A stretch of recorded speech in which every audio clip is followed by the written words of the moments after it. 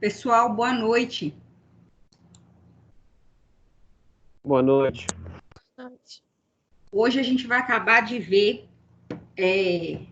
a unidade 4, tá? Vamos ver a unidade toda, terminar de ver a unidade toda. E aí, na nossa próxima aula, a gente vai fazer uma parte de revisão, né, para a prova, e vai fazer o trabalho, né? O trabalho, o debate que a gente tinha combinado, tá?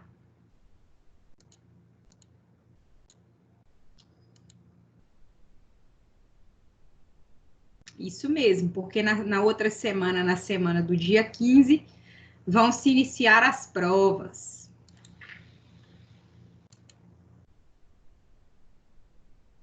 Só vou dar mais um tempinho para o resto do pessoal chegar.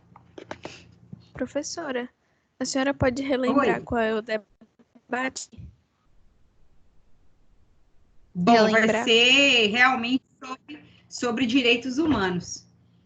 A professora Dani conversou com vocês?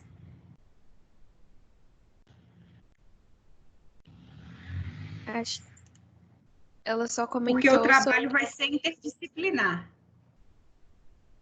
Ela só comentou sobre o que ia ter na aula dela, que é daquele trabalho que ela passou com a senhora, que eram de 2 temas, né? No caso, direito de ir e vir e sobre saúde e vida. É isso aí. É isso aí. Obrigada. E aí o mesmo trabalho vai ser avaliado por mim e por ela. E acho que também pela professora de psicologia, não é isso? Pela Carol? São trabalhos diferentes que ela passou. Ah, sim.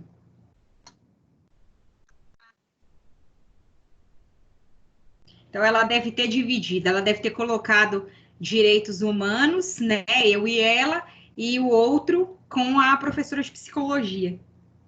Porque ela é bem empolgada, então ela deu 2 trabalhos para vocês. Na verdade, ela fez 3. Um com cada professor. Oi. Não, deixa a colega terminar de concluir. Já terminei, pode falar. Ah, tá certo, obrigado. Referente aos trabalhos, não precisa a gente encaminhar para a senhora, não, né? Porque, como é parceria, só precisa encaminhar para ela que tá tudo certo, E né? Ou ela, precisa encaminhar para a senhora também? quando vocês forem mandar o e-mail para ela, manda com cópia para mim. Então vou encaminhar para a senhora também. Porque eu preciso ter nos meus arquivos também. Eu preciso ter o controle aqui, preciso avaliar também. No vídeo explicativo da professora Daniela, ela falou que era para enviar para as duas.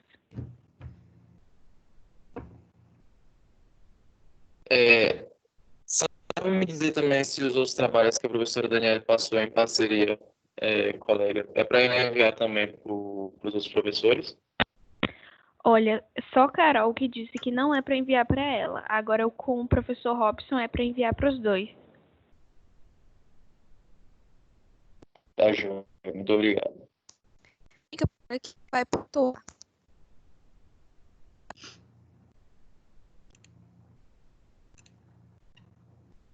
Gente, eu cheguei a passar para vocês alguma coisa da unidade 4. Eu falei com vocês até a parte do vocabulário, não foi? Passou. Então, vamos lá, vamos terminar.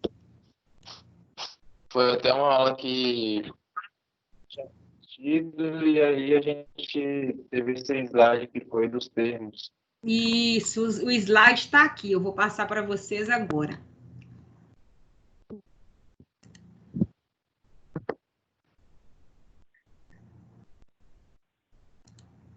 Tem até aqui, vocês estão vendo essa parte aqui, onde tem um mini dicionário.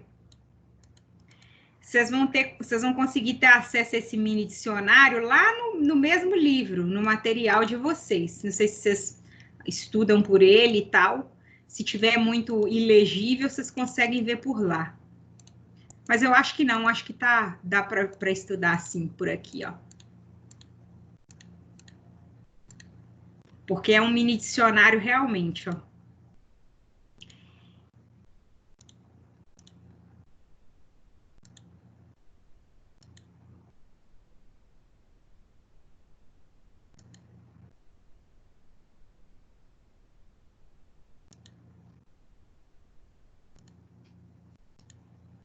Como é que vocês estão na quarentena, gente?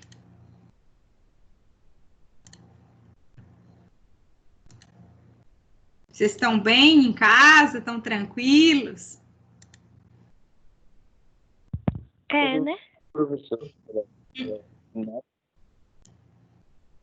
pode falar aí.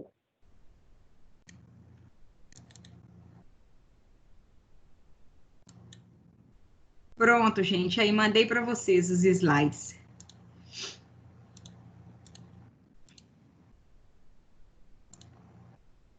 Então, vamos lá. Acho que a gente falou daquela parte, não foi? Do latim, que eu falei com vocês que essa parte aqui, ó, do vênia, não se usa acento. Não falei? Quando a gente chegou aqui, ó, na parte dos nomes todos em latim, do dicionário em latim, a gente chegou a concluir isso? Sim. Então, agora a gente vai para os pronomes de tratamento. Eu já falei também. Não, pronome de tratamento ainda não. Então, vamos lá. Então, gente, é o seguinte. É bom a gente saber não só os pronomes de tratamento que a gente utiliza no direito, né? Mas também os pronomes de tratamento que a gente usa em outras situações em que a gente está lidando com autoridades, tá? E aí, a gente tem esses pronomes, né? Esse pronome de tratamento, Vossa Excelência, ele não é utilizado apenas dentro do judiciário. Ele é utilizado também para se fazer referência a todos aqueles membros, né, dos 3 poderes. Então, olha lá, a gente tem lá o poder executivo, né, com o presidente da República, vice-presidente da República, os ministros de Estado, governadores, vice-governadores, tanto do Estado, né, quanto do Distrito Federal, os oficiais generais das Forças Armadas, os embaixadores, secretários executivos de ministérios e os ocupantes de cargos de natureza especial, secretários de Estado dos governos estaduais e prefeitos municipais, ou seja, todo mundo nos 3 poderes e nas 3 esferas de poder, né? Tanto na esfera municipal, quanto na estadual, quanto na esfera da União, né? A gente sempre vai usar esse pronome de tratamento, Vossa Excelência. Também lá no Poder Legislativo, né? Das 3 esferas. Deputados federais e senadores, ministros dos tribunais de contas da União, deputados estaduais e distritais, conselheiros dos tribunais de contas estaduais e presidentes das câmaras legislativas municipais. E aí também, claro, no Poder Judiciário, né? Os ministros de tribunais superiores, membros de tribunais, juízes e auditores da Justiça Militar, tá? Então, por exemplo, todas as vezes que a gente for se referir a essas pessoas, a gente vai se referir por Vossa Excelência ou Excelentíssimo Senhor, né? Como está exemplificado aqui, ó. Excelentíssimo Senhor Presidente da República, Excelentíssimo Senhor Presidente do Congresso Nacional, Excelentíssimo Senhor Presidente do Supremo Tribunal Federal. É assim, eu não sei se vocês já assistiram em algum momento aqueles julgamentos lá, né, no pleno do STF, do STJ, e aí esses canais, né, sempre, canais, né, de TV fechada, costumam passar esses julgamentos. E aí, eu não sei se vocês já viram lá, né, quando os advogados sobem na tribuna para poder fazer a defesa deles nas sessões, eles usam dessa forma. Excelentíssimo senhor presidente, né? Excelentíssimo senhor presidente do Tribunal Superior do Trabalho, do Supremo Tribunal Federal. É assim que é feito, né, o vocativo. E aí, gente, tem outras autoridades que aí o pronome de tratamento vai mudar. São coisas, né, que a gente viu há muito tempo, né, na escola, mas que agora a gente vai ter oportunidade realmente de ver de novo, porque é muito importante, né? Então, olha lá, Vossa Senhoria, pessoas que exercem cargos importantes. Vossa Eminência, cardeais. Vossa Alteza, príncipes, princesas e duques.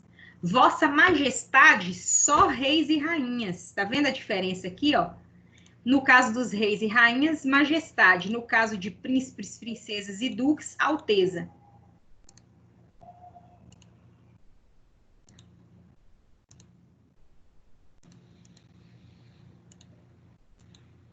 E aí, gente, Vossa Meretíssima, né?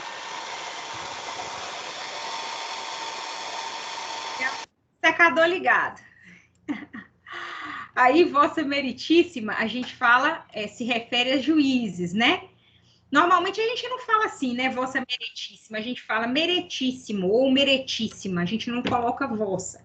Só coloca realmente quando vai fazer algum ofício, alguma petição, algum documento escrito. Vossa Magnificência é quando a gente vai se referir a reitores de universidades. E Vossa Santidade, o Papa, né? Ele é o único que recebe esse tratamento. Quando a gente vai se referir a outras autoridades da igreja, né, do clero, a gente usa eminência. E aí, gente, a gente tem aqui uma outra lista, né, de abreviações e siglas que são usadas, que são muito usadas no direito. Eu não vou ler essas siglas para vocês, porque eu acho desnecessário, né? Vocês depois vão ler uma a uma, né? E se tiver dúvidas, pode me perguntar depois, mas aqui é bem claro. Igual aqui, por exemplo, o CPC é o Código de Processo Civil. CPI, Comissão Parlamentar de Inquérito. São coisas que realmente, com o tempo, vocês vão memorizar com muita facilidade. Olha lá, o CF/88, a Constituição Federal de 1988. Olha lá, CONAMA, quando vocês forem estudar direito ambiental, vocês vão estudar a competência desse órgão. É o Conselho Nacional do Meio Ambiente. CNJ, Conselho Nacional de Justiça. Então, assim, são siglas que a gente usa mesmo no dia a dia, tá? São siglas que fazem referência a... Oi? Licença, Lucimara pediu para confirmar no grupo se está aparecendo a solicitação dela. Por favor.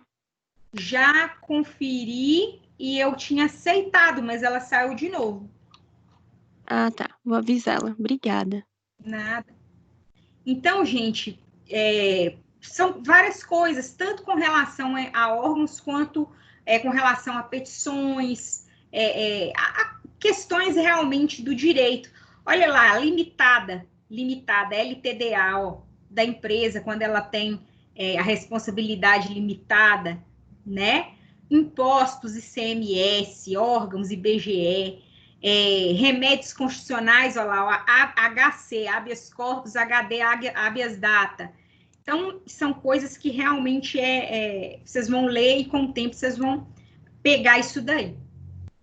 Mas agora o mais importante realmente, e uma parte assim bem difícil de lidar, é a parte de estrutura da lei, né? Como que se estrutura uma lei?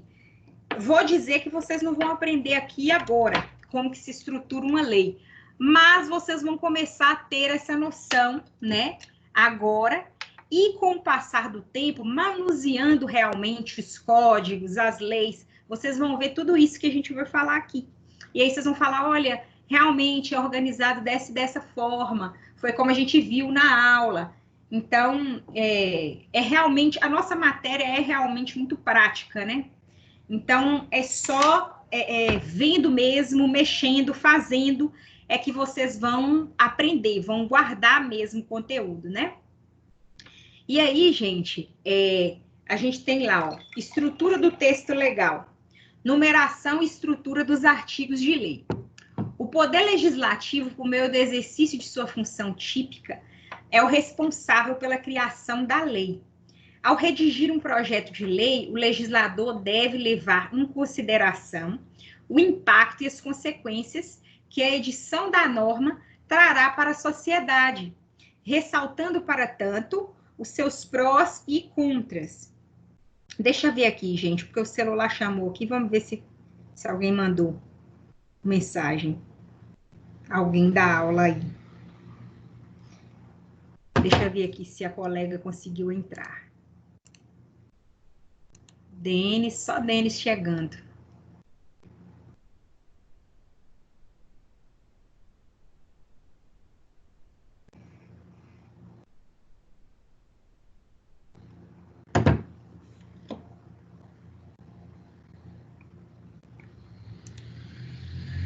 Então, gente, olha lá.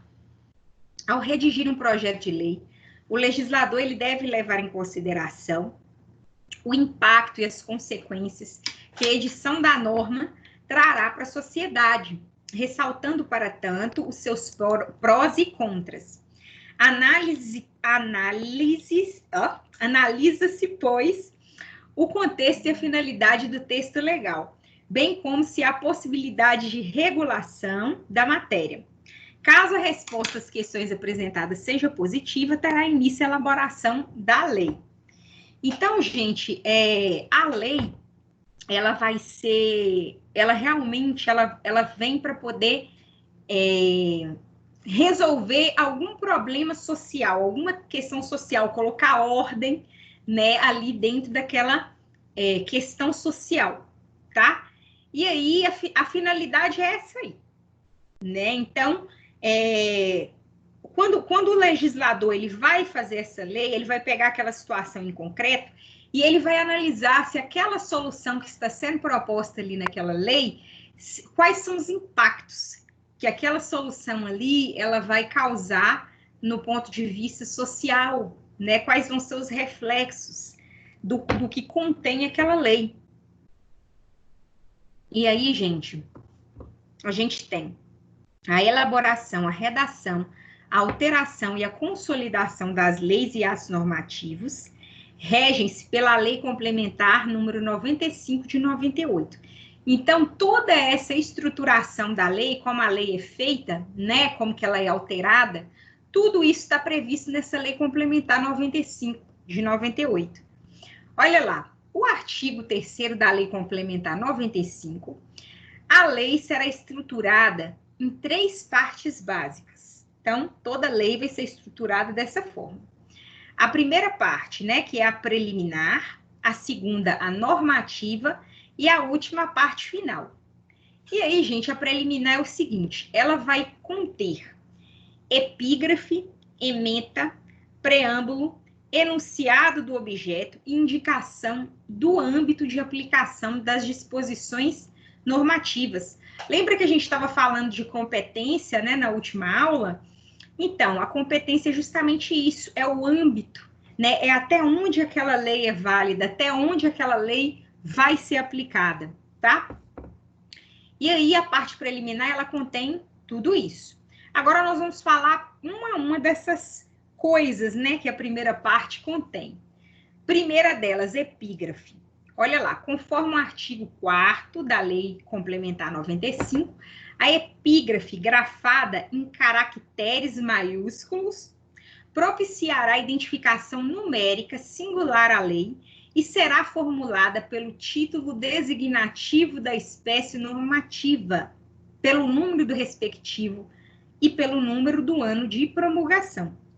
Em síntese, a epígrafe destina-se à identificação da lei, destacando a categoria normativa na qual ela está inserida e localizando-a no tempo e no espaço. Então, o que isso significa? Quando a gente vai colocar o nome de uma lei, né, a gente tem que colocar que tipo de lei que a gente está colocando, que a gente está fazendo. Porque vocês vão aprender vários tipos de legislação, como ela é feita, como ela é votada, em que situações ela pode ser produzida, qual lei vale mais que a outra, qual vai ser aplicada e que vai ter mais força que a outra. Tudo isso vocês vão aprender, tá? E aí, olha só, a gente tem aqui, ó, esses tipos de lei, né? Olha lá, emenda à Constituição Federal, leis complementares, leis ordinárias, leis delegadas, medidas provisórias, decretos legislativos e resoluções. Nesses últimos dias, a gente tem visto muito isso daqui, ó. Medida provisória, demais da conta, né? Decreto legislativo e resoluções. O município, né, sempre solta decretos. Então, vocês vão aprender por que em que situações isso é feito, em que situações que alguém lá do poder executivo vai poder ditar leis, vai poder fazer o papel do legislativo. Vocês vão aprender quando que o judiciário pode fazer dos outros dois poderes e quando que o legislativo também vai poder fazer atividades, ações dos outros dois poderes também. Então, no Brasil existe esse sistema, né, de tripartição de poderes, que é legislativo, executivo e judiciário, exatamente para se evitar o abuso, né, de autoridade, ou melhor que isso, né, a concentração de poder em nome de uma única só pessoa, de um único só representante, como é no caso do regime absolutista, né, que são os regimes de reis, rainhas, enfim. E aí, mesmo assim, existe esse sistema, né, de tripartição de poderes, exatamente para que um meio que controle o outro. Quando um não estiver dando conta da questão sozinha, vem o outro e atua. É assim, é mais ou menos isso, tá? A tripartição de poderes. É uma forma de controle e, ao mesmo tempo, de dinâmica realmente, dinâmica administrativa, tá? Então,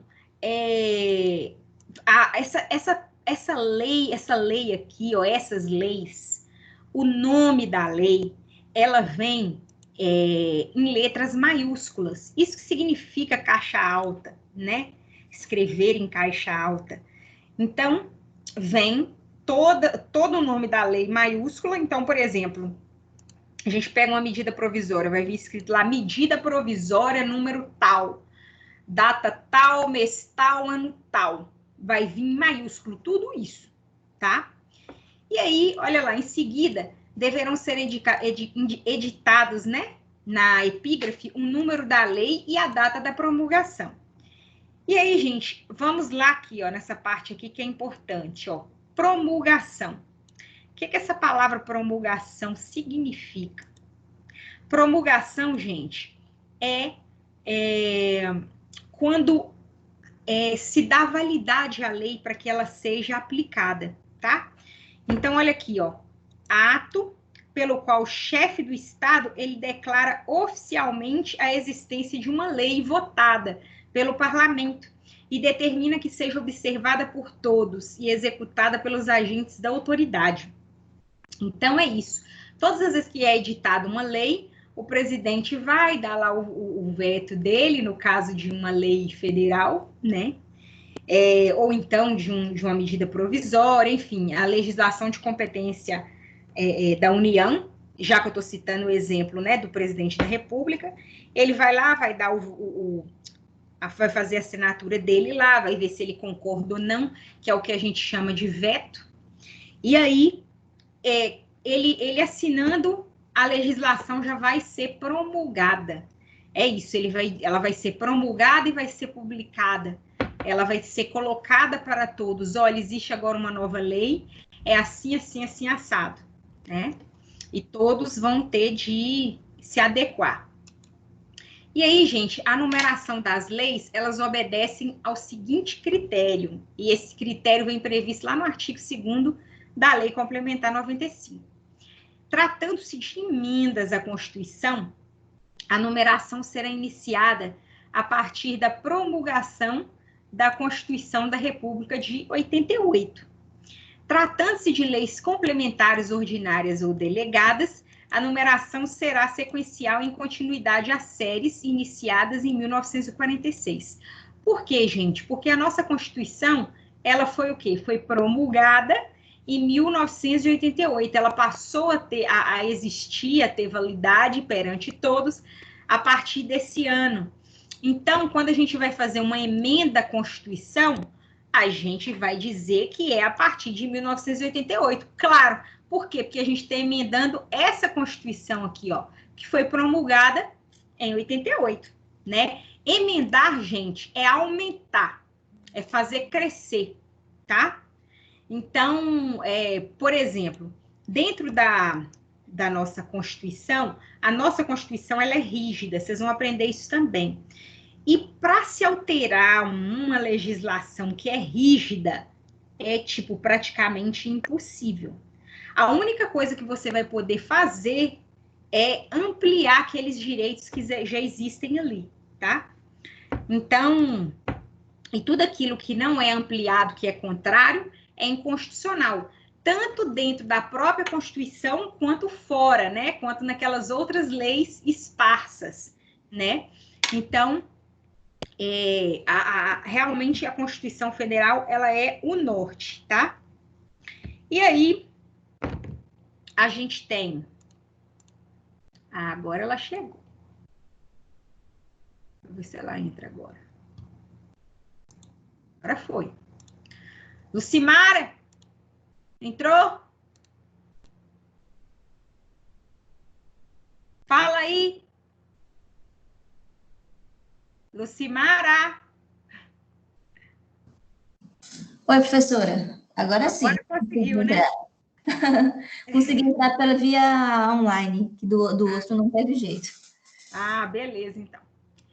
E aí, a gente está falando hoje sobre como que uma lei ela é redigida, como que uma lei é escrita, quais são os critérios de escrita da lei, tá? Okay. E aí, até o momento, a gente estava falando que o nome da lei, né, qual o tipo de lei é escrita em letras maiúsculas, juntamente com o mês, o ano e a data, né, da lei, a data de promulgação da lei. Promulgação é quando a lei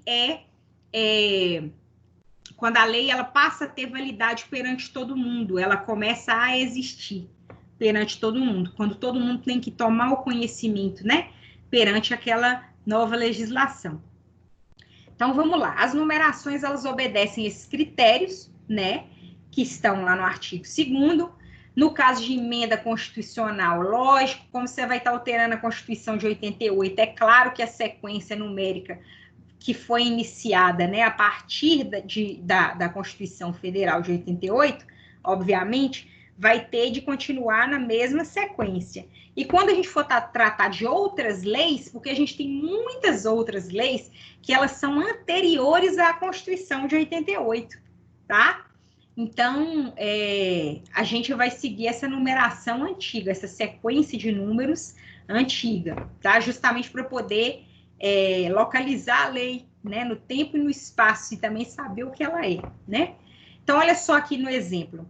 Lei ordinária, quando a gente está falando de uma lei ordinária, ela vai ser escrita, né, dessa forma, olha, lei, número tal, de 23 de dezembro de 91. Quando for outro tipo de lei, aí a gente tem que escrever, ó, quando não for lei ordinária, aí você tem que escrever que tipo de lei que é. A lei ordinária, ela é a regra, digamos assim. A complementar as outras, não, elas são feitas a partir de excepcionalidades. Então, a lei complementar é justamente para poder complementar isso daqui, essa daqui. Vocês vão aprender realmente as ocasiões, né, em que são feitas cada tipo de lei. Eu não vou adentrar muito a isso, não, porque vocês vão ficar perdidos. Às vezes eu me empolgo um pouco. E aí vem a sequência de números, né?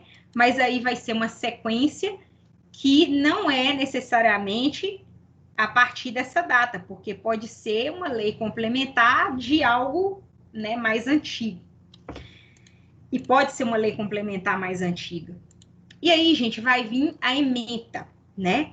O artigo 5º da Lei Complementar 95, ele vai dispor, né, que a ementa, ela vai ser grafada, ou seja, vai ser escrita por meio de caracteres em que realcem e explicitem de modo conciso e sobre a forma de título, o objeto da lei, tá? Então, a ementa, gente, ela é o quê? Ela é uma síntese, um resumo do conteúdo da lei. Normalmente, quando vão fazer uma ementa, é colocada frases curtas ou palavras-chave para se fazer uma ementa, tá? De uma lei. É um resuminho mesmo do que contém a lei. Então, olha lá. A ementa, ela é a síntese, resumo, isto é, daquilo que será tratado no diploma normativo. Pretende-se que o destinatário da norma possa, ao ler a ementa, identificar o assunto, né, o qual será regulamentado pela lei. Geralmente a ementa, ela inicia-se com as expressões estabelece normas sobre, dispõe sobre, ou ainda traz outras providências, tá? Então, olha aqui o exemplo.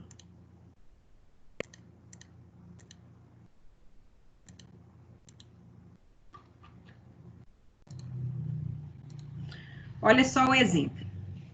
A gente tem aqui, ó, Lei Complementar, número 12.529 de 2011, e aí aqui, olha, vem falando tudo o que é essa lei. Olha lá. Estrutura do Sistema Brasileiro de Defesa de Concorrência. Os pontos principais, ó, dispõe sobre a prevenção e repressão às infrações contra a ordem econômica. Altera a Lei número 8.137, de 27 de dezembro de 1990, o Decreto-Lei 3.689, de 3 de outubro de 41, o Código de Processo Penal, e a Lei número 7.347, de 24 de julho de 1985. Revoga dispositivos da Lei número 8.884, de 11 de junho de 94. E a Lei 9.781, de 19 de janeiro de 99, e dá outras providências. Então, vocês viram aqui, ó, aqui sempre vem, aqui, ó, traz outras providências. Estabelece normas sobre. Olha aqui, ó, estrutura o sistema, tá vendo? Fala o que a norma vai fazer. E ao final fala, e dá outras providências. Então, aqui dentro do corpo, né, da ementa, vem dizendo tudo o que a lei alterou, tá? Preâmbulo.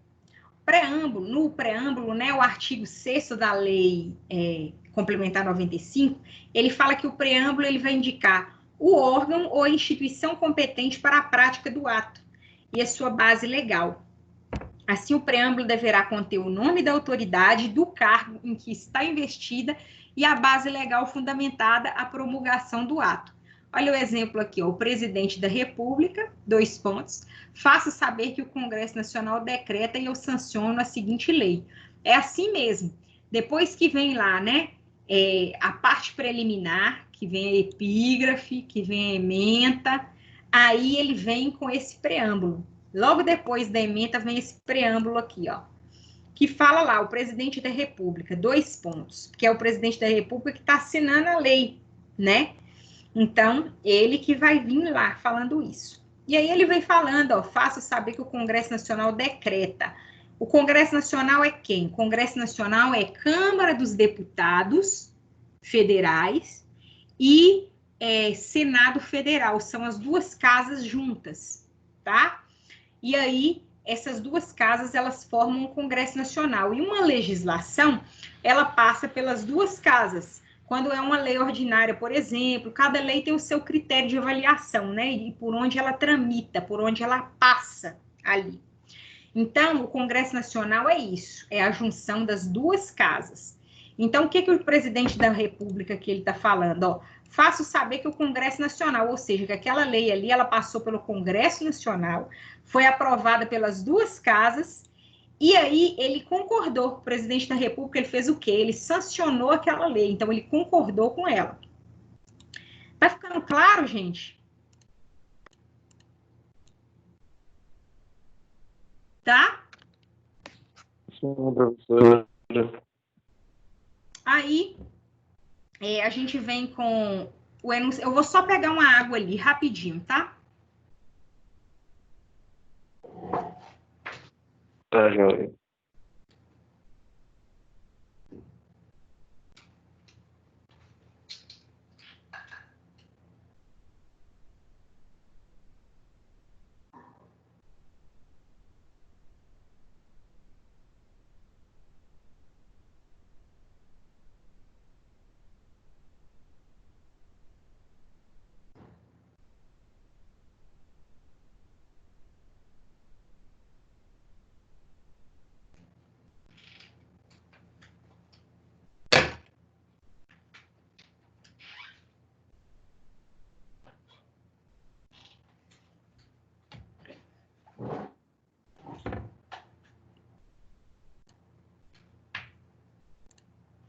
Então, gente, olha lá. A gente tem, né, que todo artigo 1º,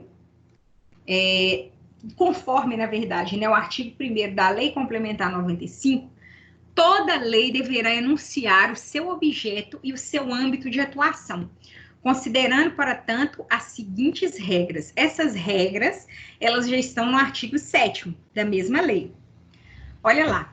Com exceção dos códigos, cada lei terá um único objeto, tá? E quando a gente fala código, código é um compilado de leis. Então, com exceção dos códigos, que tem várias leis, né? Cada lei, ela tem um objeto. E o código, ele é uma lei, né? Por exemplo, o Código Penal, ele é uma lei, só que ele tem vários objetos, tá? A lei, ela não conterá matéria estranha ao seu objeto ou a este não vinculada. O âmbito de aplicação da lei deverá ser o mais restrito possível, sendo estabelecido de forma tão específica quanto o possibilite o conhecimento técnico ou científico da área. O mesmo assunto não deverá ser disciplinado por mais de uma lei, excepcionando a hipótese em que a lei subsequente se define a complementar a anterior, né? Então, resumindo, a lei, gente, ela tem que ser o mais restrita, o mais clara e o mais... ela tem que ter realmente um único objeto, né? Ela não pode ser extensa demais, ela não pode ser lato sensu. O que é lato sensu? Aquilo que abrange muita coisa. Ela tem que ser estrito sensu, né? Tem que ter o seu objeto ali bem delimitado, para evitar confusão. Olha lá, parte normativa. Aí sim, aí agora a gente já chega na lei mesmo, propriamente dita, ali onde tem as regras. A parte normativa, ela compreende o texto das normas de conteúdo substantivo relacionadas com toda a matéria regulada. Trata-se da parte do dispositivo legal que estabelece os direitos, deveres, obrigações e etc. Pois efetiva a criação legislativa, sendo as disposições legais ali inseridas responsáveis pela inovação da ordem jurídica. A Lei Complementar 95, ela fixa as regras de articulação e de divisão do texto normativo, que variará conforme a extensão e a complexidade da matéria, objeto da regulamentação. O artigo é a unidade básica de articulação da lei, sendo a forma pela qual o conteúdo normativo é disposto, agrupado e ordenado. E ele é indicado pela abreviatura art. Tá vendo aqui? Toda vez que for fazer referência a um artigo, art. Em seguida, seguida, né, na verdade, de numeração ordinal até o 9º e cardinal do 10º em diante. Então, vamos ver aqui como é que fica isso. Que negócio é esse? Olha lá. Numeração ordinal de 1 a 10. Então, vai ser art.1, art.1 não, art.1º, artigo 1º, art.2º, 3º, e assim até o 9, até o 9º. Do 9º em diante, a numeração vai ser cardinal. Art 10, art 11, art 12, até art 1000 e cacetada, né? Tudo vai ser dessa forma. Então, até o 9º, a gente vai usar a numeração ordinal. E do 9º em diante, né, a gente vai usar a numeração na sua forma regular, né, cardinal. Cada artigo, gente, ele tratará de um assunto, não sendo recomendável a utilização de abreviações no corpo do texto.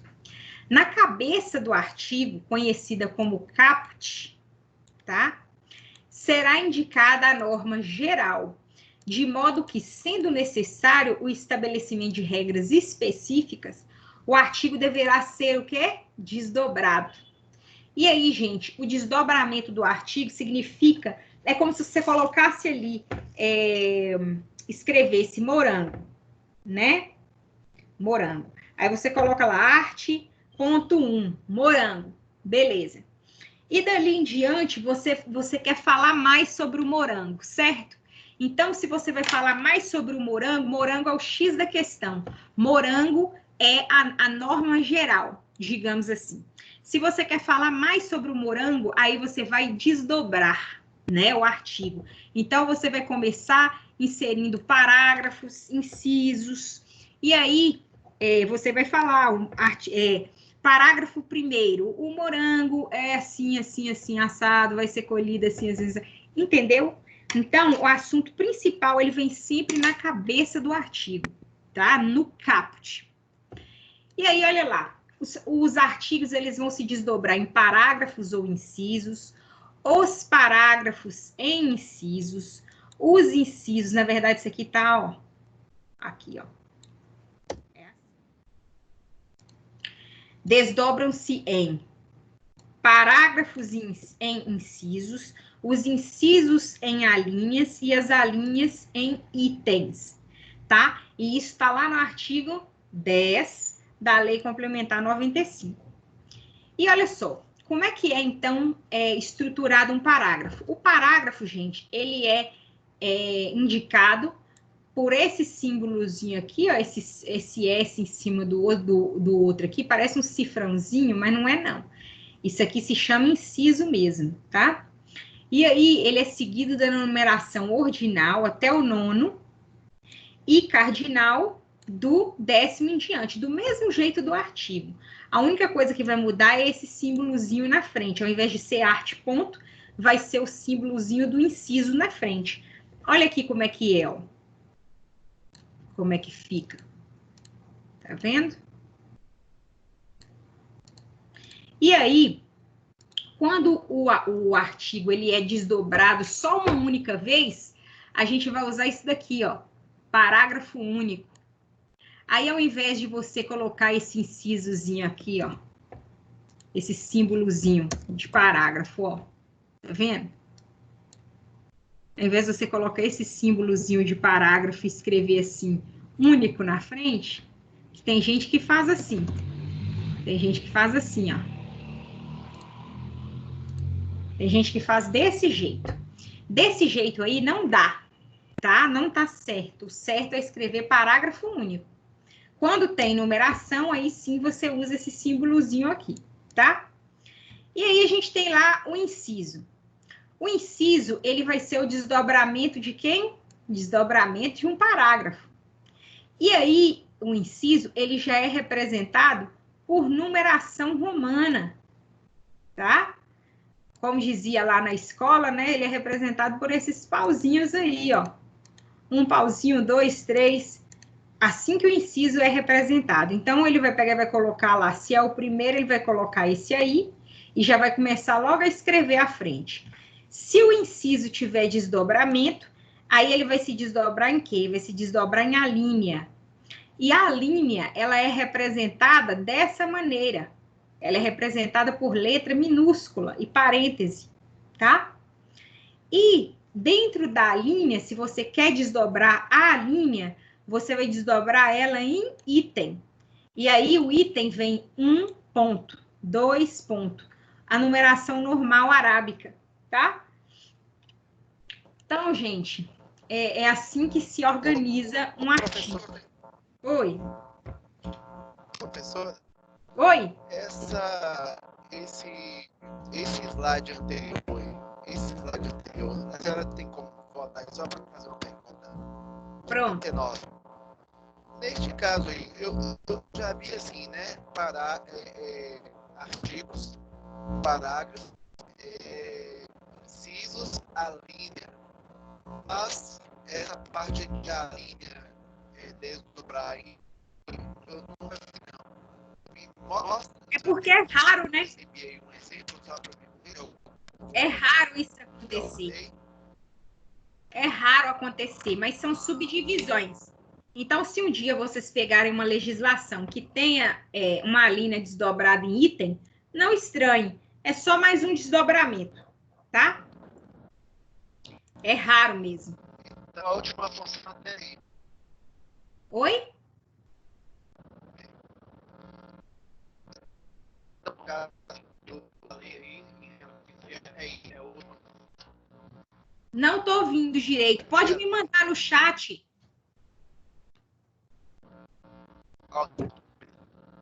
Pode mandar pergunta no chat.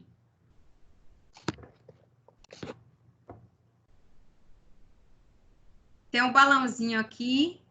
Aí vocês podem mandar por aqui, ó.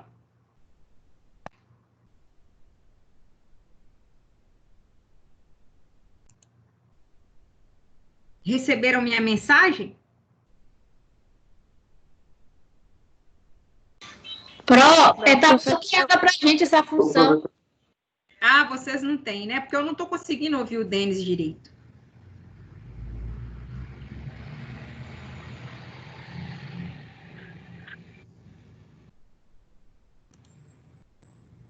Denis, eu vou fazer o seguinte, eu vou passar adiante e aí você pode mandar a pergunta pelo WhatsApp, tá bom? E aí, gente, é o seguinte, vamos lá.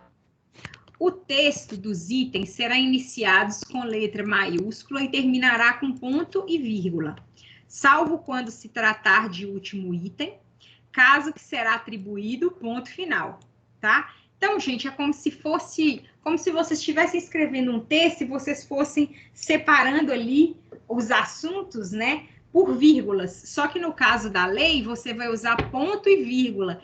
E só na última hipótese, no último item, é que você vai colocar ponto final. Claro que você está concluindo, né? Então, olha lá, quando a lei for composta de muitos artigos, faz-se necessário, a fim de sistematizar a matéria, o seu agrupamento em subseções, seções, capítulos, títulos, livros, partes. Por exemplo, o Código Civil, ele é uma lei, né? Então, ele tem essas divisões. Código Penal, a mesma coisa. Então, ele tem essas subseções, seções, capítulos, títulos, livros. É como a Bíblia, né, que é subdividida. Então, a legislação também é subdividida, tá? E aí, uma é subdivisão da outra, tá? E aí é o seguinte, ainda, gente, as partes, né, que são a última parte, realmente, dessa subdivisão, as partes, elas podem ser divididas em parte geral e parte especial. No Código Penal é assim. No Código Penal tem a parte geral, que tem todas aquelas regras de processo, né, penal, e aí a parte especial já são os crimes mesmo, propriamente ditos. Artigo tanto, matar alguém, 121, né, matar alguém, pena de tanto a tanto. Então, a parte especial, ela já vem com essas regras, mas a parte geral, ela trata da parte processual mesmo, né, do direito penal. Olha lá, a parte geral, ela possui regras aplicáveis a toda a parte especial, ao passo que nesta qual? Na especial. Há regras específicas. Pronto. Aí a gente tem lá, ó, os capítulos, títulos, livros e partes, eles serão grafados com letras maiúsculas e identificados por algarismos romanos. As subseções, seções, por sua vez, serão identificadas em algarismos romanos, grafadas em letras minúsculas e postas em negrito, ou caracteres que as coloquem em realce. E aí, gente, agora vai dar 8 horas. Eu vou dar um tempinho. Deixa eu ver aqui se chegou alguma pergunta.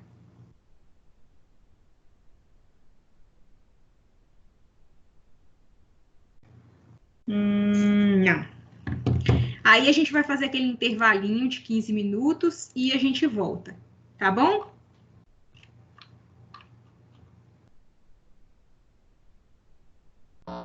Tá, joia, professor. Ok, professora.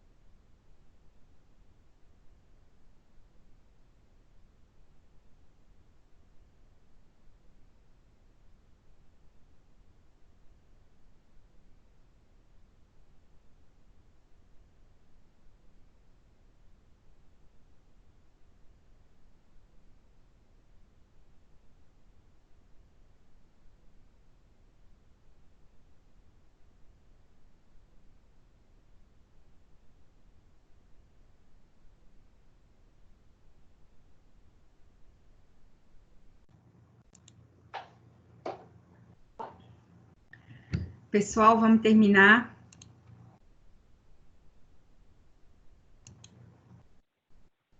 Vamos, professora. Então, gente, aí, seguinte, a gente tem aquela divisão, né, que eu falei de capítulos, títulos, livros, partes, e aí podem haver agrupamentos em disposições preliminares, gerais, finais ou transitórias, conforme necessário. E aí, gente, qual que é o significado desses agrupamentos, né? A gente tem as disposições preliminares. Elas são esclarecimentos prévios que objetivam localizar a referida lei no tempo e no espaço e definir conceitos e princípios jurídicos que serão abordados ao longo do texto normativo. Quando a lei, acho que na Constituição Federal tem essas disposições preliminares. Ali você vai pegar e vai falar mais ou menos. É uma outra espécie de resumo, né? É uma espécie de resumo. Lá na ementa, a gente vem com palavras, frases curtas. As disposições preliminares, não. Você vem falando um pouco mais. É como se fosse uma introdução mesmo. Do mesmo jeito que a gente faz um trabalho acadêmico que a gente coloca na introdução, as disposições preliminares são assim também. Aí a gente tem as disposições finais, que elas são inseridas, né, ao final da legislação, como continuarão ao texto da lei. As disposições finais são artigos que constituem assuntos de caráter geral, genérico, aplicáveis a todo o texto legal. Aí essas disposições finais, às vezes, elas vêm até poder complementar mais ou menos alguma questão que veio ali no corpo da legislação, tá? E as disposições transitórias, elas são artigos que tratam de situação de caráter não permanente e que tendem a desaparecer com o decurso de tempo ou com o alcance de sua finalidade. São utilizadas no período de transição entre o antigo regime legal e o novo, visando garantir a segurança jurídica das relações. Ressalte-se que as disposições transitórias pertencem à parte final da estrutura do texto normativo. Então, gente, vamos supor que existe ali um período de vacância, né? Que é aquele período que as pessoas vão tomar conhecimento da lei, então, do conteúdo da lei, que é aquele período que a própria legislação determina, né? Da data da promulgação, depois vem a publicação, e aí, a partir daquele período fixado na lei, e quando não fixado na lei, 45 dias, você vai... É um período realmente para as pessoas tomarem conhecimento. Pode ser que existam disposições transitórias em relação a isso, para regularizar como é que vão ser resolvidas as questões durante aquele período de vacância, né? Naquele período em que a lei vai... ainda não vai ter efetivamente sua aplicação, né? Que ela ainda vai ser... ela ainda vai passar aquele prazo de 45 dias ou outro prazo que a lei defina para que ela possa produzir seus efeitos. E aí, gente, tem o artigo 11 dessa Lei Complementar 95, que ele fala que disposições normativas elas devem ser redigidas com clareza, precisão e ordem lógica. É aquela velha história, né, que a gente já vem discutindo desde o início, com relação à formulação de textos, de parágrafos, né? E olha lá, quanto à clareza, deverão ser observadas as seguintes regras. As palavras e expressões devem ser usadas em seu sentido comum, salvo quando a norma versar sobre assunto técnico, hipótese em que se empregará a nomenclatura própria da área em que se esteja legislando. Devem ser utilizadas frases curtas e concisas. As orações elas devem ser construídas na ordem direta, evitando pressionismo, neologismo e adjetivação dispensáveis. Resumindo, né, gente? Não encher linguiça e direto ao assunto. É importante buscar a uniformidade do tempo verbal em todo o texto das normas legais. Tempo verbal, né? Presente, passado, futuro, tempo verbal. Dando preferência ao tempo presente ou ao futuro simples do presente. Os recursos de pontuação devem ser utilizados de forma judiciosa, evitando os abusos de caráter estilístico. Olha lá, no tocante à precisão, deverão ser observadas as seguintes regras. É necessário articular a linguagem, técnica ou comum, de modo a ensejar perfeita compreensão do objeto da lei e a permitir que o seu texto evidencie com clareza o conteúdo e o alcance que o legislador pretende dar à norma.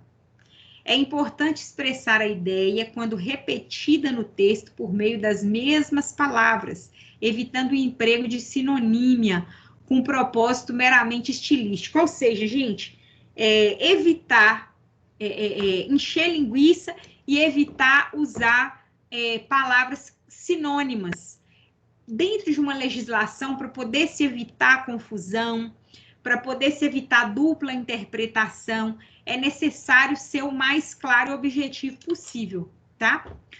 Olha lá. Deve-se evitar... Professora,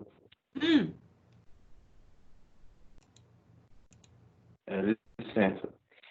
Essa questão aí, a segunda regra aí, que a senhora acabou de falar, fala para evitar o uso de sinonímia, né? De palavras sinônimas umas das outras. Porém, não fica um texto cansativo ou muita repetição de palavras, de termos iguais? Sim. Mas quando a gente está falando de legislação é uma coisa, quando a gente está falando de texto dissertativo, argumentativo, científico, é outra história. Por exemplo, as regras de construção da legislação não tem nada a ver com as regras de construção de um trabalho científico. Já começa por aí, de organização, de citação, de onde que vem a introdução, de onde que vem... É completamente diferente. São dois tipos de texto completamente diferentes. E possivelmente vocês vão ter contato com a legislação, claro, mas não vão ter essa preocupação em realmente como se construir, como se fazer, porque é um trabalho do legislativo, a não ser que algum de vocês vá realmente fazer parte do governo algum dia, ocupar algum cargo, algum ministério, ou talvez algum cargo político, né? Mas, tirando isso, enquanto operadores do direito, vocês não vão ter que se preocupar com isso, não. De verdade. Tá? Tá, já eu saber. Obrigado. E aí, a gente vem lá. Devem ser escolhidos termos que ganham o mesmo sentido, o significado na maior parte do território nacional, evitando o uso de expressões locais ou regionais. Então, gente, quando se vai escrever uma legislação, tem que se evitar o uso de palavras que não são, que são realmente palavras advindas do regionalismo, né? Que a gente sabe que cada estado tem suas particularidades, seus sotaques, suas expressões próprias. Então, a gente tem que evitar isso, né? Para que toda a comunidade brasileira consiga absorver o que está escrito na legislação. Devem ser usadas apenas siglas consagradas pelo uso observado o princípio de que a primeira referência do texto seja acompanhada de explicação de seu significado. Então, gente, quando for fazer uma abreviação, na primeira vez que você for escrever a abreviação ali na legislação, você tem que explicar o que ela significa. Nas frases seguintes, nos parágrafos seguintes, não tem necessidade de você repetir esse significado. Mas logo na primeira vez em que escrever, em que colocar, tem que colocar o significado lá. É importante gravar por extenso qualquer referência a números e percentuais, exceto data, número de lei, e nos casos em que houver prejuízo para a compreensão do texto. Então, gente, olha lá. Números e percentuais devem ser escritos depois por extenso, tá? Deve-se indicar expressamente o dispositivo objeto da remissão, em vez de usar as palavras anterior, seguinte ou equivalentes. Então, assim, dentro do texto normativo, coloca lá de novo o número do parágrafo, o artigo, o inciso, tudo que permita identificar do que você está falando. Nada de usar aquelas estratégias, né, linguísticas que a gente usa, de colocar dele, aquele, né, conforme o parágrafo anterior, nada disso, tá? Por fim, para se obter a ordem lógica, é necessário reunir, sob a categorias de agregação, subseção, seção, título e livro, apenas as disposições relacionadas com o objeto da lei. Restringir o conteúdo de cada artigo de lei a um único assunto ou princípio, expressar por meio de parágrafos os aspectos complementares à norma enunciada no caput do artigo, e as exceções à regra por este estabelecida. Promover discriminações e enumerações por meio de inciso, alíneas e itens. Ou seja, né, organizar o texto daquela forma que nós colocamos antes, né, das subdivisões, que é um padrão. Então, não se pode fugir desse padrão, senão depois fica todo mundo perdido, né? E aí vem a parte final, né? Na parte final, a gente tem disposições pertinentes a medidas necessárias, a implementação de normas de conteúdo substantivo, as disposições transitórias, se for o caso, a cláusula de vigência e a cláusula de revogação, quando couber. Então, assim, pertencem à parte final da lei, o fecho e a assinatura e a referenda. Referenda, gente, é o órgão, né? O órgão que está assinando, a quem pertence aquela pessoa que está ali assinando, né, a legislação. Então, olha lá, em todo o fecho de lei constarão o local, data e a menção a 2 acontecimentos históricos importantes na história do Brasil, quais sejam a independência e a proclamação da República.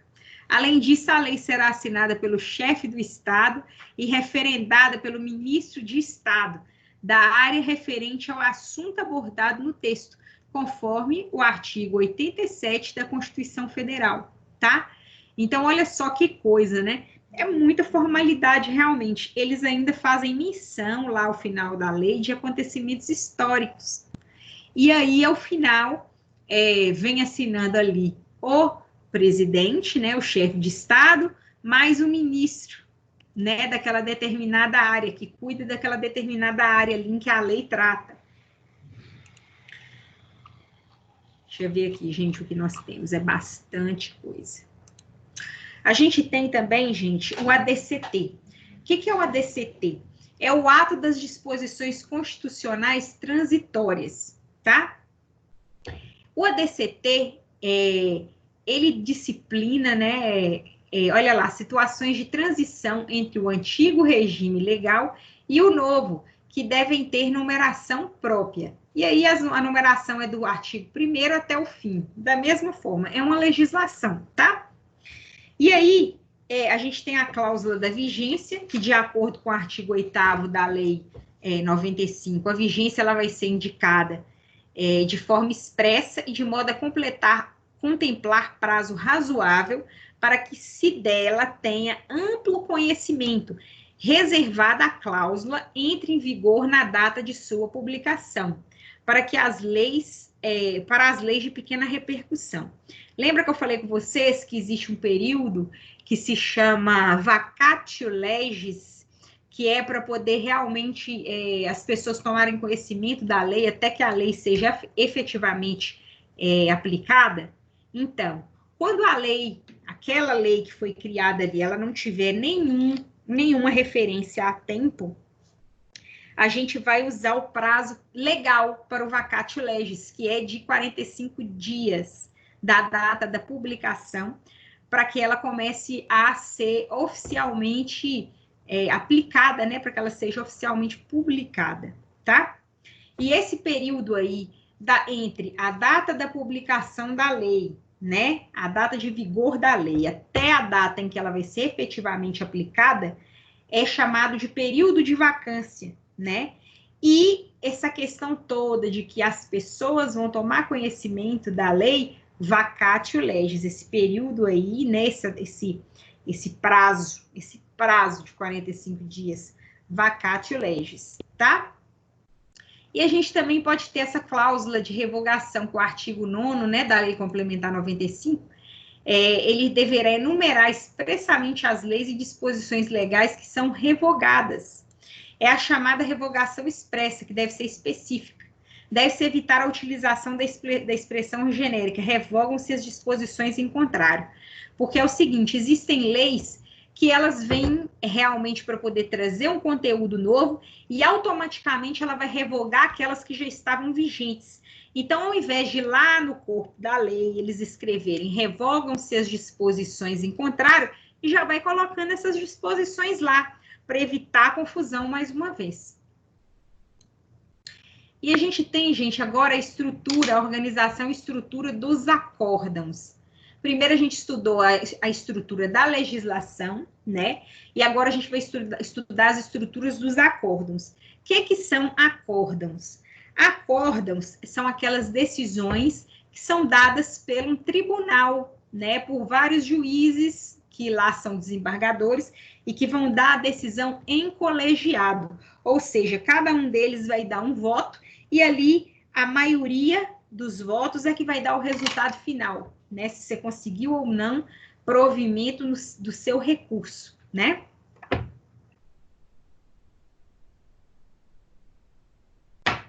Olha lá. Ao ingressar com ação de competência originária ou interpor recurso no Tribunal Superior, o processo será distribuído por sorteio ou por prevenção. Ou seja, se não tiver nada ali, que nenhuma outra ação que tenha a ver com aquele processo que você está distribuindo ali, esse processo vai ser distribuído por sorteio. Agora, se já existir algum outro processo que tenha vinculação de alguma forma com o novo processo que você está distribuindo, ele vai ser distribuído para o mesmo juiz. Isso se chama prevenção, tá? Juízo prevento. Então, vamos supor que eu tenha filhos, seja casada, estou me divorciando, vamos supor. Então, vamos supor que eu já tenha entrado com a ação de divórcio, mas não entrei com a ação de guarda e alimentos das crianças ainda. Aí, o que eu vou fazer? Como já existe uma ação lá, tramitando na primeira vara civil, né, de Eunápolis, beleza. Tem lá, primeira vara civil de Eunápolis, ok. Já tem um processo meu lá, de divórcio.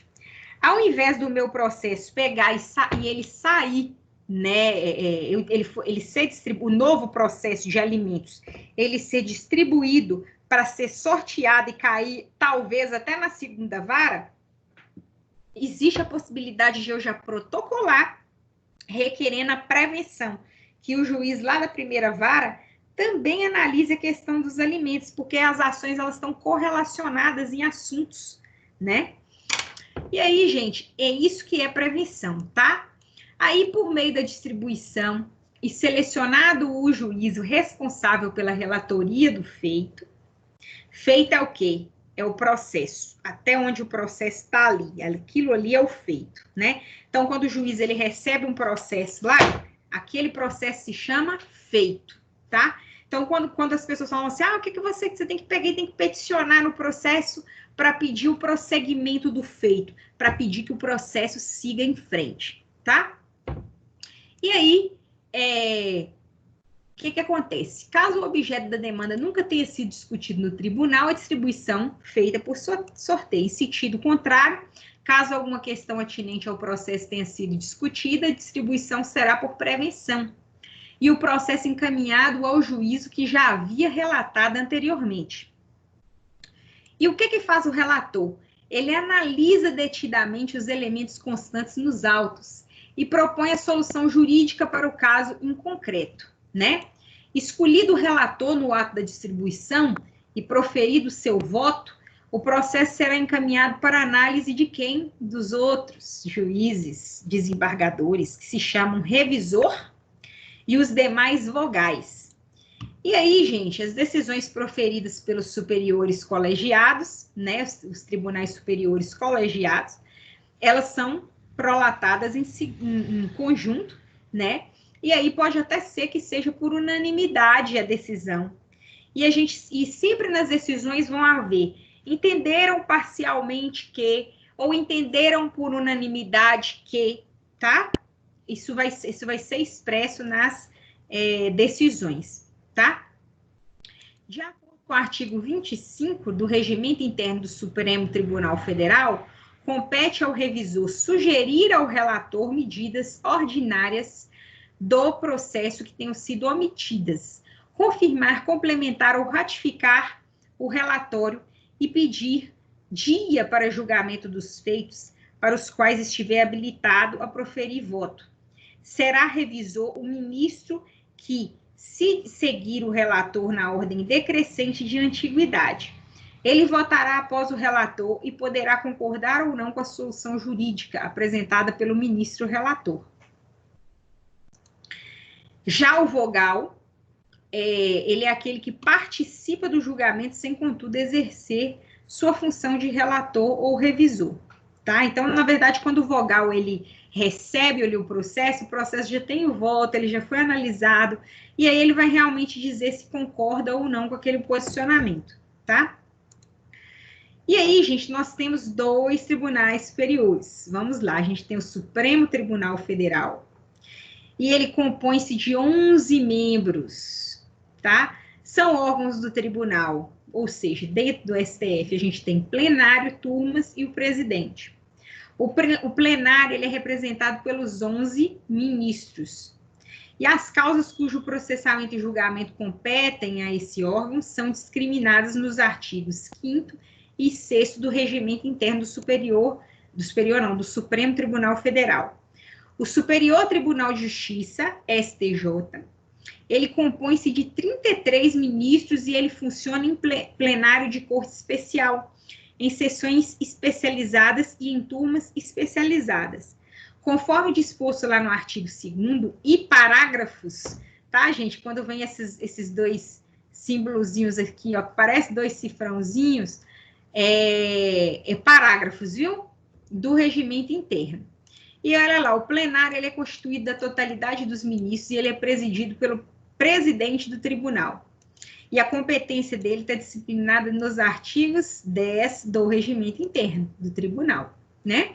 Já a Corte Especial, ela será integrada pelos 15 ministros mais antigos e presidida pelo presidente do tribunal, cujas causas, cujo processamento e julgamento incumbem a referida corte, estão discriminadas no artigo 11. Ademais, há 3 sessões no tribunal, elas são integradas pelos componentes das turmas da respectiva área de especialização. As sessões são presididas por ministros mais antigos por período de 2 anos, vedada a recondução, até que todos os componentes da sessão tenham exercido a presidência. Ou seja, gente, vai haver uma dança das cadeiras ali dentro do Supremo Tribunal de Justiça, né? Todos os ministros ali, eles vão ocupar esse cargo de presidente em algum momento, de presidente do tribunal, tá? E aí, gente, a gente tem esse quadrinho aí que eles dividem, né, as 6 turmas, e eles dividem por assunto, né, sobre o que cada turma vai tratar também, e aí eles colocam lá o número de sessão, né, que cada turma pertence. E aí a gente vê aqui, olha, a matéria direito público, matéria direito privado, matéria direito penal. E aí aqui, ó, cada uma tem a sua sessão, né? E aqui tem as turmas e as sessões. E aqui os assuntos, ó, impostos, previdência, servidores públicos, indenizações do Estado, improbidade, comércio, consumo, contratos, família, sucessões, crimes em geral, federalização de crimes contra direitos humanos, né? E aí é tudo muito bem dividido, né? Bem estruturado lá. E aí, olha lá, a estrutura dos acórdãos. Vamos ver como é que os acórdãos são feitos, né? Primeira parte, gente, ela vai tratar do número dos processos, identificação das partes, quase a mesma estrutura das peças, né? E aí, a segunda parte, ela já vai vir já com o voto, né? E depois vem aquela partezinha final, né? Reforçando o que aconteceu. Vamos lá. Então, a gente vai ter primeiro o cabeçalho. Olha aqui, o cabeçalho, ele vem falando, né? Quem são qual é o número do processo, o ano, tudo direitinho. E aqui ele vem com o nome do relator, né? Que vai analisar aquele processo. Vem o recorrente, o nome do advogado dele. Existe a possibilidade também, num processo, de você ingressar nesse processo como assistente de uma das partes. Vocês vão ver essa possibilidade. Então, você não é parte, mas você é intimado, porque você é assistente, porque você sabe de algo importante e tal. E aí vem o recorrido, né? Que é contra quem estão recorrendo. Mais o advogado do município também, né? Que aqui, no caso, o réu é um município. E aí, depois a gente vem com a ementa. A ementa, a gente vai mais ou menos naquela linha lá, tá vendo? Ó, de palavras-chave que indicam o assunto discutido no texto. Tá? E aí, olha só, a gente tem aqui embaixo, tomar cautela na edição da ementa, né? Então, os cuidados são bem parecidos com aqueles anteriores que eu li para vocês, tá? Para não ser para não dizer idênticos. E aí, gente, aqui a gente tem um exemplo de ementa, né? De uma decisão judicial. Normalmente, quando a gente vai peticionar, fazer iniciar um recurso, uma peça que a gente quer citar jurisprudência, a gente copia isso daqui, ó. A gente copia essa ementa, porque aqui tem tudo, aqui tem todas as informações de uma forma resumida do que aconteceu no processo que você quer mencionar. Então, lá vai ter os principais assuntos, olha lá, ó, inexistência de vício no acórdão do recorrido, tá vendo? Então, vem direitinho, ó, violação do princípio da isonomia, vem tudo o que você precisa falar. Então, isso aqui é uma ementa. E, ao final, a gente identifica novamente, né, o número do processo, de onde veio, e o ministro, né, que fez a relatoria. Aí, no dispositivo, gente, a gente deve constar a declaração e a decisão de que foi unânime ou não. Lembra que eu falei para vocês? Olha aqui como é que vem, ó, um exemplo.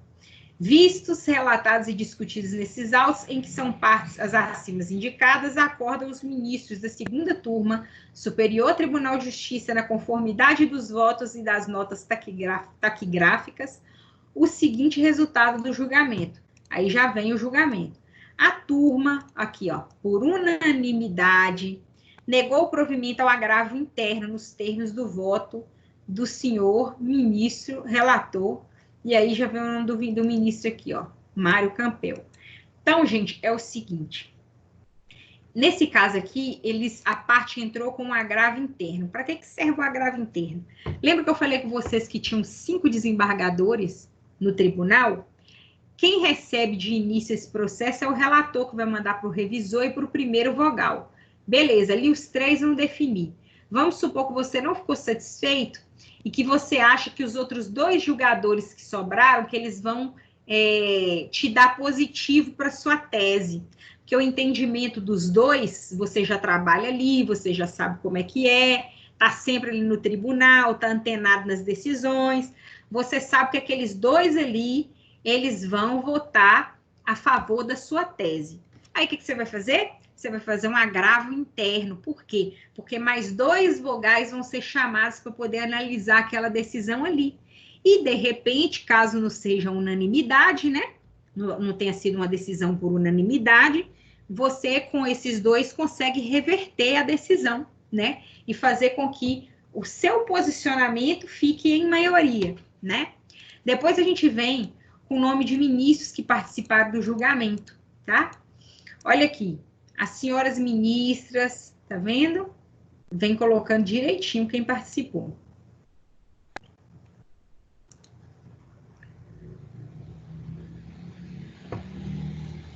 E aí, gente, faz aquele fechozinho, né? com local, data e assinatura do relator, como é no caso das nossas petições também. Aqui eu coloquei de vermelhinho, né, qual que é a diferença entre sentença e acórdão. A sentença ela é proferida por um único juiz, eu já falei várias vezes disso com vocês.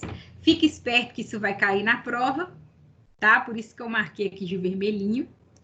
E aí é o seguinte, e no Tribunal Superior, né, no Tribunal ad quem, aí lá sim a decisão vai ser proferida por vários desembargadores, é uma decisão colegiada. Então, o que é uma sentença? É uma decisão de um único juiz. E o que é um acórdão? Em suma, né, que eu estou dizendo, é uma decisão colegiada, tá bom? Aí aqui a gente tem os elementos lá, que estão presentes lá no artigo 489 do CPC. E aí, o artigo 489, ele fala que o relatório, ele é obrigatório no processo, né?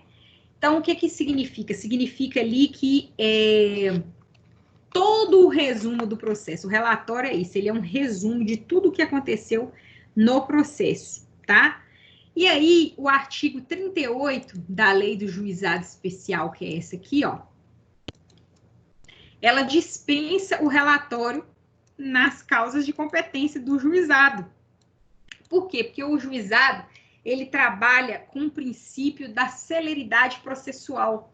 Como as causas são simples, não depende de perícia, são de baixa complexidade, a ideia é desafogar o judiciário quanto antes. E aí, as regras do juizado especial seguem justamente essa linha. E justamente por isso, dispensam o relatório, dispensam que os servidores e juízes façam um relatório daquele tamanho todo, perca tempo com isso, sendo que está tudo ali no processo. E aí, gente, vem a fundamentação. O juiz, ele tem que motivar a decisão dele. Quando a gente fala motivar a decisão, é fundamentar a decisão dele.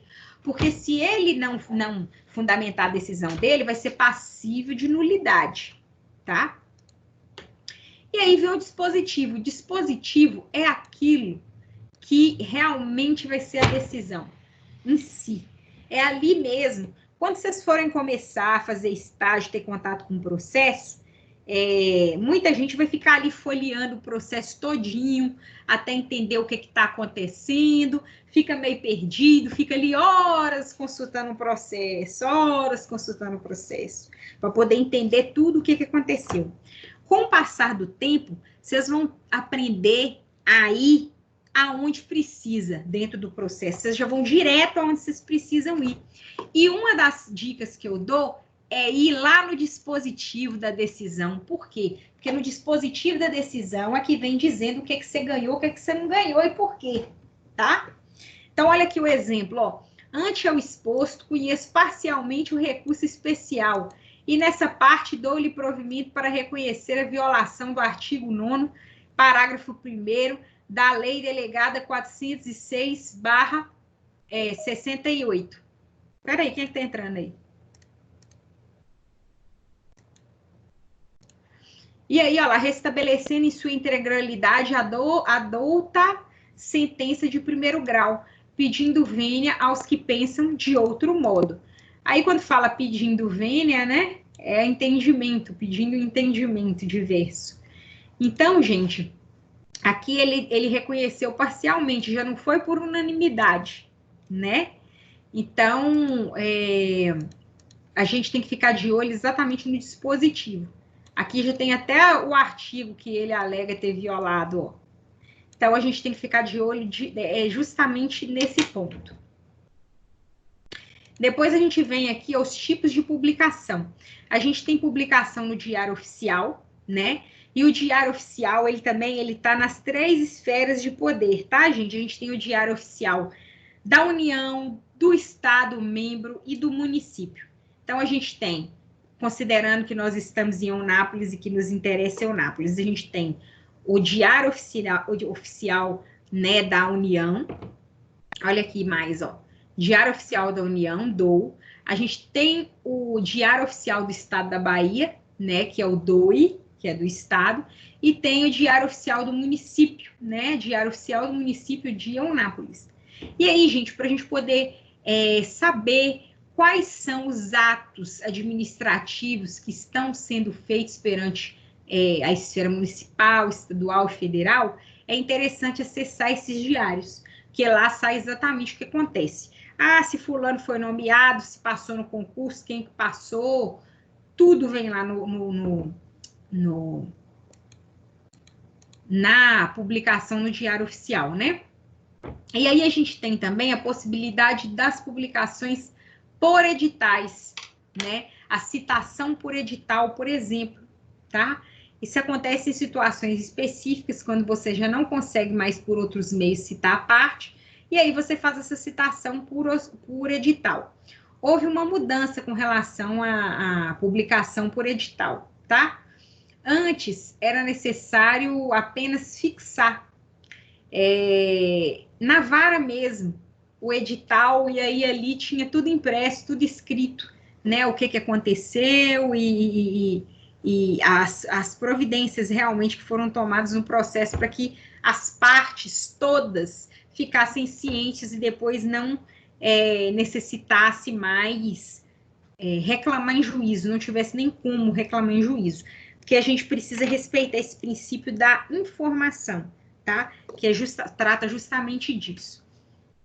Então, gente, a publicação por edital foi assim, só que agora, né, a internet, ela veio, né, tá chegando aí, e a gente colocou mesmo como algo, como uma forma de publicação, a citação por edital, mas utilizando realmente as redes mundiais de computadores, né? Tanto no site do respectivo tribunal, quanto na plataforma de editais do Conselho Nacional de Justiça. Então, existe agora essa possibilidade, é o mais correto. Quando não se entender suficiente nessa publicação online, aí a parte pode pedir ao juiz que faça aquela velha publicação lá da vara. Não tem problema, não. E aí, gente, é o seguinte... o local onde é publicado o edital é necessário conhecer hipóteses, e aí ver realmente se tem essa necessidade, né, da publicação por edital. Olha lá, existem inúmeros casos que serão necessárias publicações por editais, os quais serão estudados ao longo do curso de Direito. No âmbito do processo civil, existem alguns casos interessantes que merecem destaque, quais sejam o edital de arrematação e de citação. O edital de arrematação é quando um bem é penhorado e é levado a leilão, e aí lá ele é arrematado, né? E o de citação é quando você chama a parte para poder fazer parte do processo e ela não comparece, né? E aí você pede para poder fazer essa citação por edital, que é um requisito da lei, né, para declaração da revelia. E aí, gente, isso se a parte não tiver sido citada, viu, gente? Porque se ela já tiver sido citada para fazer parte do processo e ela não tiver lá na hora da audiência, já era, tá? Ou não tiver cumprido o ato, já era. Aí, só vai poder realmente reclamar no caso de você ter apresentado uma petição com o endereço correto, pedido para receber as intimações somente naquele e-mail e tal, naquele endereço, e aí a vara, por algum equívoco, tiver feito em local errado, tá? Aí você pode pedir para poder chamar o feito à ordem, corrigir o processo. E olha lá, por fim, ressalte que o edital visa cientificar ou provocar alguém acerca de um ato processual, diferentemente do que ocorre com as publicações do Diário Oficial, que visa dar publicidade acerca da ocorrência de um ato legislativo ou administrativo. Gente, vocês conseguiram pegar? Mais ou menos, professora. Bastante coisa. É coisa pra caramba, não é? Muita coisa. Porque essa parte final, realmente, da nossa matéria, eles colocam essas coisas, assim, muito, muito técnicas, muito particulares, são coisas, assim, que praticamente vocês não vão utilizar isso no dia a dia, salvo nessas hipóteses que algum de vocês forem eleitos, deputado, vereador, e aí sim, alguém que vai lidar realmente com a confecção da legislação, né? Ou então alguém que trabalha realmente, né, em alguma esfera administrativa da justiça e que vá realmente ter a necessidade de se fazer um acórdão, né? Mas é algo assim que vocês vão rever a aula, vão estudar, mas não se preocupe, porque é algo que não é cobrado no dia a dia de vocês, profissionalmente falando, salvo raras exceções, tá? E aí, na próxima aula, a gente faz uma revisão, eu já vou falar para vocês, como da primeira vez, o que é que vai ser cobrado em prova, tudo na próxima aula. E aí, vocês vão tirar dúvidas. Eu já até, como é que fala, já quis adiantar as aulas mesmo, para poder ficar um pouco mais tranquila com vocês, tirar essas dúvidas e a gente poder já iniciar a nossa discussão, né, sobre o tema do nosso trabalho. E aí, eu quero ver com vocês se vocês têm algum questionamento, alguma coisa para falar hoje e já encerrar a aula. Eu não estou, como é que fala, me sentindo muito bem hoje, não. Beleza? Tudo bem? Tá tranquilo. Tá tranquilo? Tá. Então tá, tô com muita dor de cabeça, eu tô achando que eu tô com intolerância à lactose. Vixe, Maria. Estômago doendo. Vai descansar, Pro. Obrigada pela aula. Por isso que eu fui lá buscar água. Mas aí, galera, é isso aí, tá? E aí, na próxima aula, vocês já dão uma passada de olho esse final de semana no conteúdo. Eu vou postar as aulas, as 2 aulas. Vocês já têm o material aí. E aí, na próxima aula, a gente já vem com a revisão. Eu já falo o que cai, vocês falam as dúvidas. E a gente já mata, já fica no jeito para a prova, tá bom? Tudo bem. Tá certo. Então, falou. Boa noite. Obrigadão. Tá bem. Boa noite, professora. Melhoras. Obrigada. Boa noite. Melhoras. Obrigada, gente. Melhoras, Pro. Obrigada.